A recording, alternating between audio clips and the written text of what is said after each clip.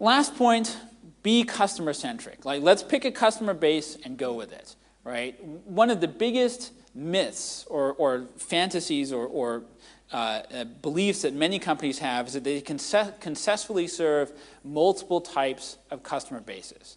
That they can be an end consumer company and they can also sell to utilities. Personally, I don't believe that's going to be true. It's extremely hard to excel at one business, never mind 2 or 3. And the skills required are very different. If you're selling to consumers, they want a package. They want simplicity, right? They want to have a whole solution installed for them easily, right? And preferably, perhaps they want financing as well so that they see no difference in their monthly electric bill, right? If you're selling to utilities, they're going to be sharks on price, right? One of the most common myths that I hear from some of our solar clients is, well, yes, our panels are a little bit more expensive, but quality is better. And we're definitely sure it's worth it. And my question is, can you quantify that? I said, no. I said, I don't think utility is going to buy from you then. Utilities want engineering to order. They want ruthlessly competitive pricing, and they probably see planned obsolescence as a plus, not a minus. So we think it's going to be extremely hard to sustain servicing multiple customer bases. Our experience in IBM has been actually very consistent with that.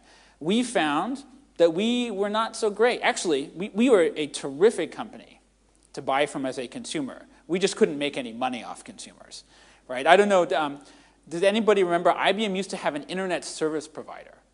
Anybody use the IBM ISP? So in the dial-up era, it was fantastic.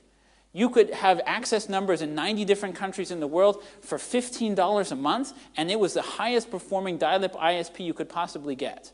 Did IBM have any business in that industry? No. Did we make any money? Absolutely not. Right?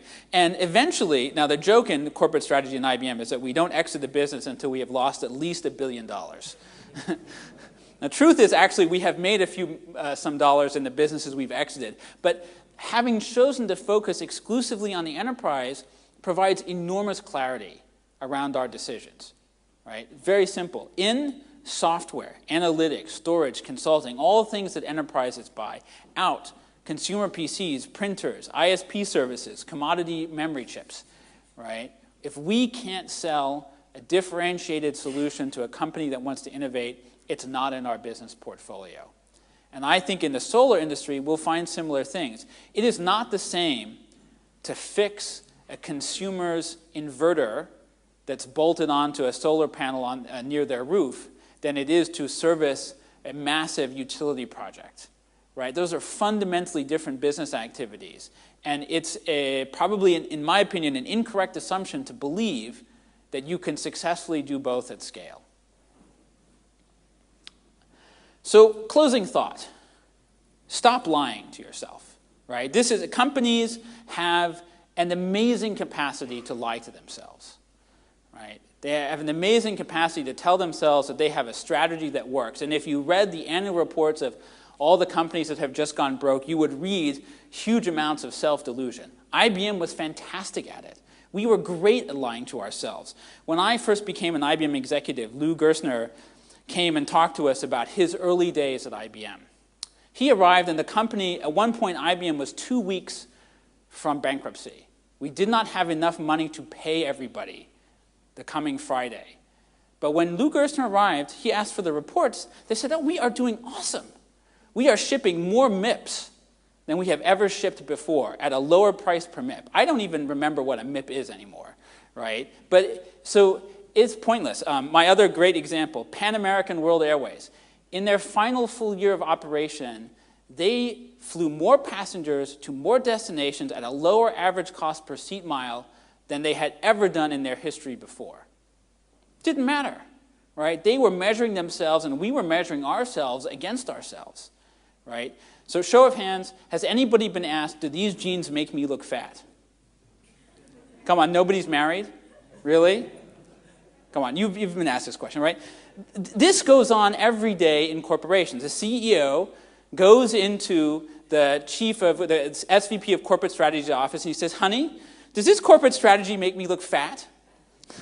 And the SVP of Corporate Strategy says, no, sweetie, your bottom line has never looked better. It's not true, right? We can't sustain a business model that's broken, right?